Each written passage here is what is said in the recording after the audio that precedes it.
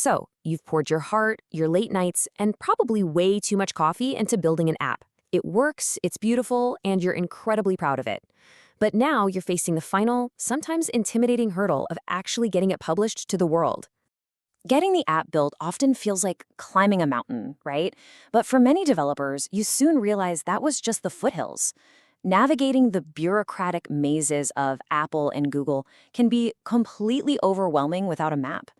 You're dealing with two entirely different stores, two distinct sets of rules, and what literally feels like 1,000 different ways to get your submission rejected.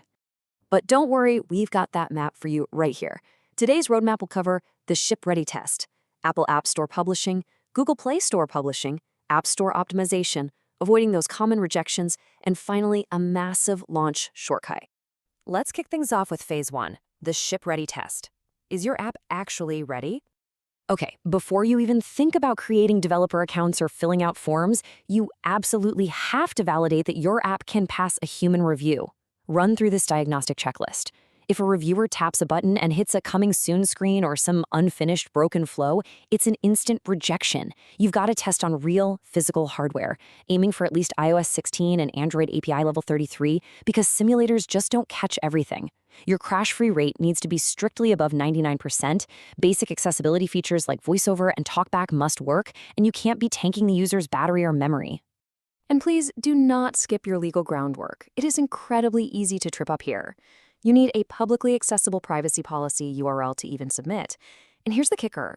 Even if your app collects absolutely zero data, you still have to provide a live privacy policy stating exactly that. You'll also need to audit every third-party SDK you're using, think Firebase or Mixpanel, so you can accurately fill out your data safety declarations. When we compare the two titans side by side, the account setups are pretty different. Apple is going to run you $99 a year, whereas Google just requires a one-time $25 fee. But notice that Google now mandates strict government ID verification for all new accounts, and that takes up to 3 business days to process. So, pro tip, get this started well before your actual launch day. Moving right along to Section 2, Apple App Store Publishing. Let's navigate Apple's famously strict ecosystem. We'll sprint down the Apple path first. This requires absolute precision inside App Store Connect. Start by locking in your permanent bundle ID. Be extremely careful with this, because you cannot change it after submission.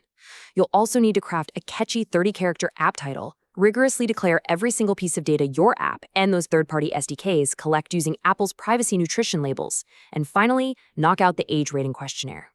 As you build toward that final submission, you've got to set up Apple's mandatory payment systems if you're selling digital goods. Then you'll archive your build in Xcode and upload it. When you finally hit that submit button, always use the reviewer notes field. If your app requires a login, you must provide test credentials. Skipping this guarantees a rejection, no exceptions. All right, Section 3, Google Play Store Publishing, Mastering the Android Rollout. Switching gears to Google, where strict new testing requirements have completely changed the launch game. After paying your $25 fee and creating the app in the console, meticulously work through the dashboard checklist. For your content rating, Google uses the IARC questionnaire, which is actually super efficient. It cleverly secures your global age ratings across multiple regions all at once. Next, make absolutely sure your data safety declaration perfectly matches the behavior of your SDKs. Google actively scans for mismatches, so they will catch it. Also, keep in mind Google no longer accepts APK files for new apps. You have to upload the mandatory Android App Bundle Format, or AAB. And finally, double-check that you're targeting the latest required SDK, which is SDK 35 right now, before hitting release.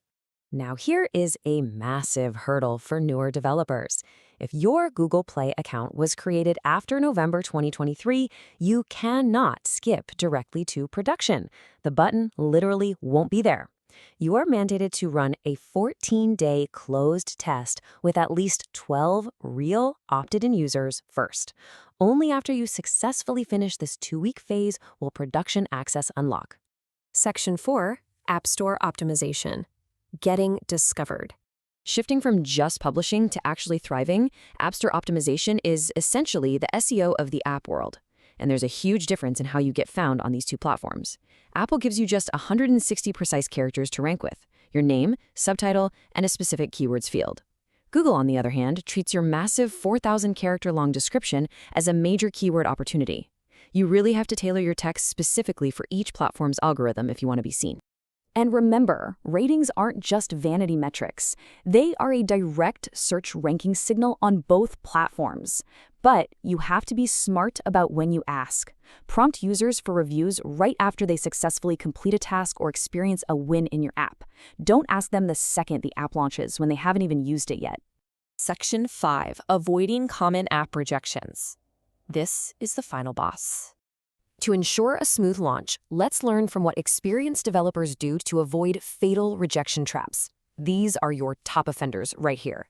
Never hide features behind a login without providing test credentials in the notes. Do not try to bypass Apple's in-app payments with web checkouts for digital goods. They will catch you. Don't try to skip Google's 14-day test. Always use the AAB format for Android. And for goodness sake, double-check that your privacy policy link isn't broken before you submit.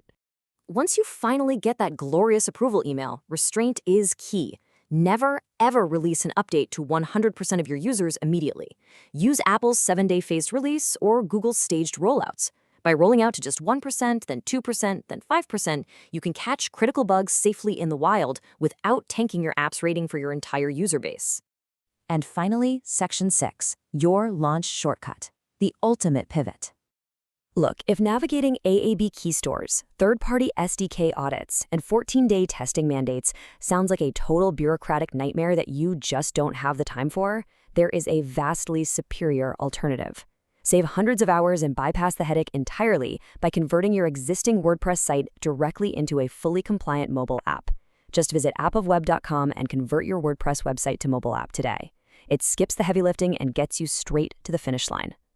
Whether you decide to build from scratch and navigate the rigorous console requirements step by step, or you use a streamlined shortcut to launch instantly, the guidelines are clear.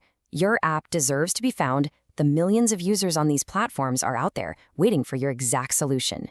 So what's it going to be? Will you spend the next month fighting through console bureaucracy, or will you take the shortcut and launch today?